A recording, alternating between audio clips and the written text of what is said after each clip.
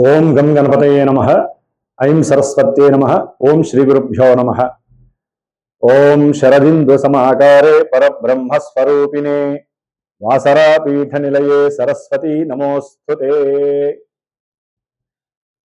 వీక్షించేటటువంటి ప్రేక్షక అభిమానులందరికీ నూతన సంవత్సరం 2026 సంవత్సరం జనవరి 1 నుంచి కూడా డిసెంబర్ 31వ తేదీ వరకు ఈ సంవత్సర కాలం అంతా కూడా మనకి అంతరిక్షంలో ఉన్నటువంటి గ్రహాల యొక్క సంచారాన్ని గనక మనం గమనించినట్లయితే ముఖ్యంగా వీటిల్లో ఔటర్ ప్లానెట్స్ అయినటువంటి 4 గ్రహాలు, వాటిల్లో గురుడు, శని, రాహువు, కేతువు.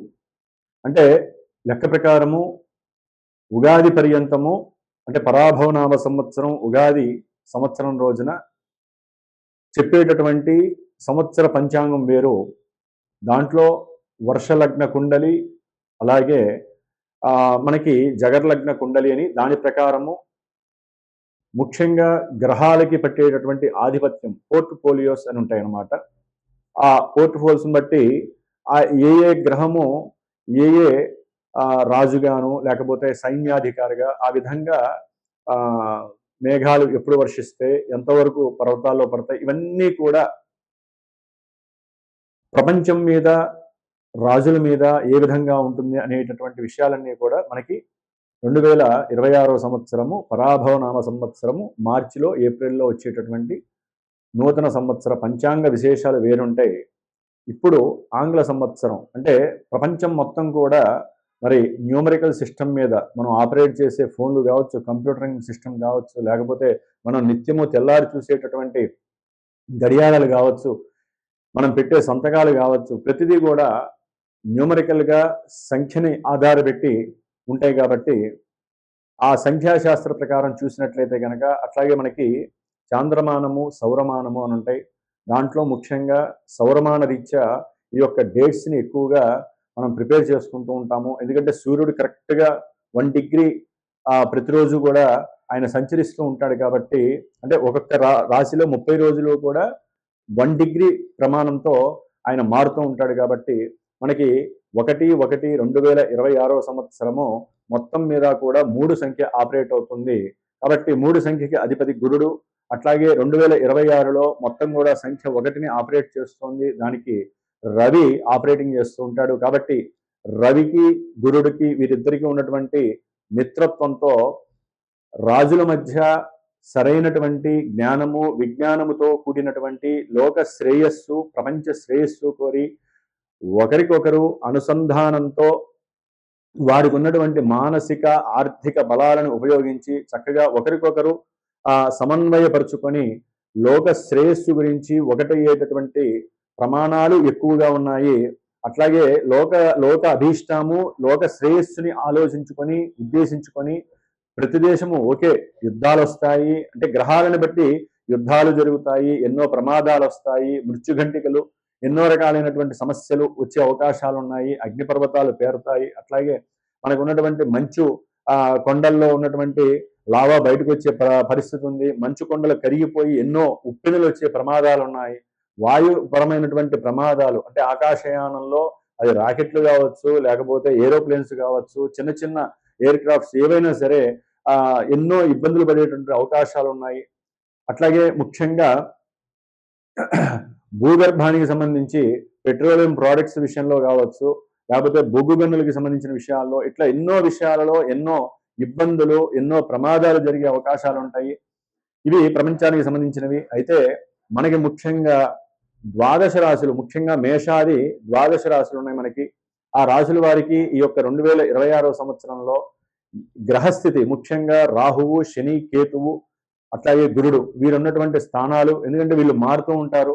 గురుడు దాదాపుగా మార్చి 17-20 తారీఖుల్లో వక్రం ఆపేసేసి రుజుమార్గంలో ప్రయాణం చేస్తూ ఉంటారు. ఆయన దాదాపుగా జూన్ వరకు కూడా ఆయన ప్రయాణం చేస్తూ జూన్న ఫస్ట్ వారంలో ఆయన కర్కాటక రాశి ఉచ్చస్థితికి వస్తారు.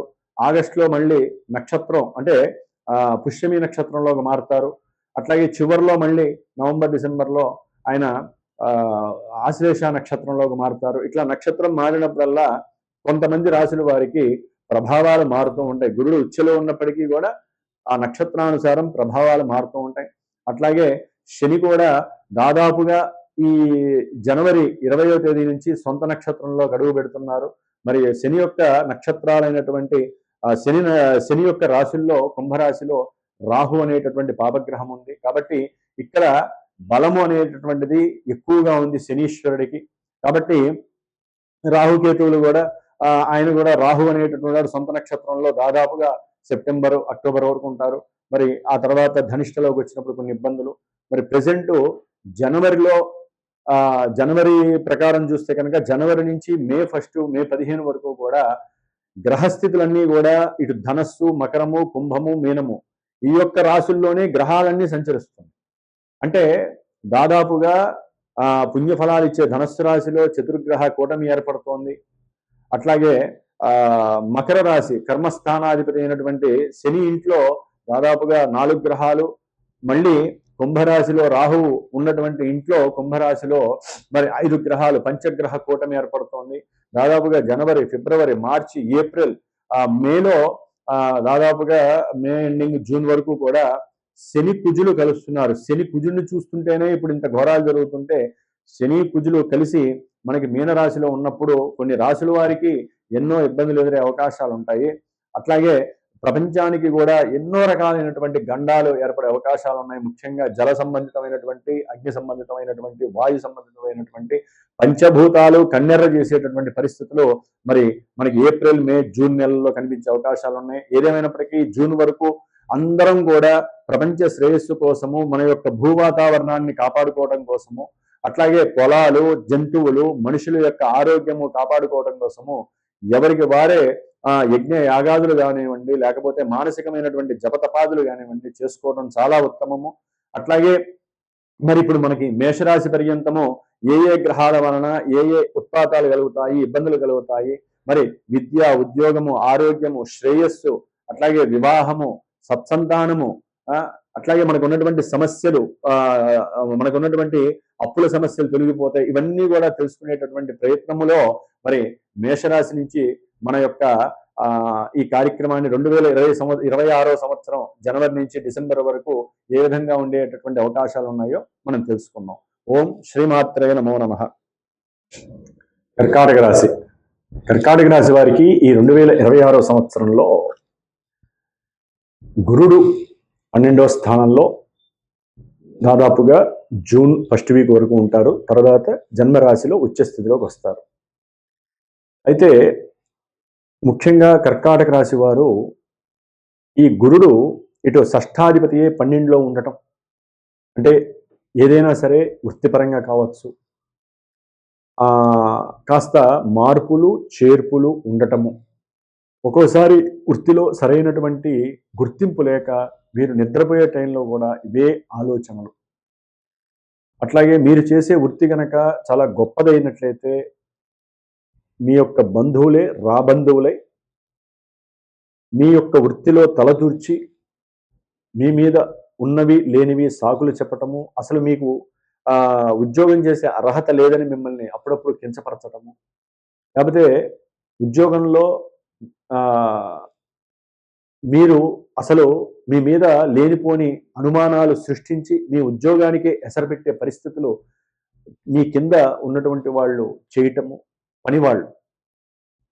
అట్లాగే ఏదైనా సరే ఉద్యోగరీత్యా మీరు కాస్త దూర ప్రయాణాన్ని చేస్తున్నప్పుడు ఆ ప్రయాణాల్లో ఆటంకాలు, ఏదైనా ఫోన్లు వస్తే ఆ ఫోన్ల ద్వారా కూడా మీ ఉద్యోగానికి ఉన్నట్టుండి ఏదో ఇబ్బంది కలిగినట్టుగా మీకు ఆ ఫోన్లో వార్త రావటము, ఇలాంటివన్నీ కూడా ఈ జూన్ వరకు చాలా సిచ్యువేషన్స్ మిమ్మల్ని చేసే ఉద్యోగంలో కావచ్చు, ముఖ్యంగా మీ ఆరోగ్యం మీద, తండ్రి గారి ఆరోగ్యం మీద ఆ యొక్క ఎఫెక్ట్ ఎక్కువగా పడే అవకాశం ఉంటుంది.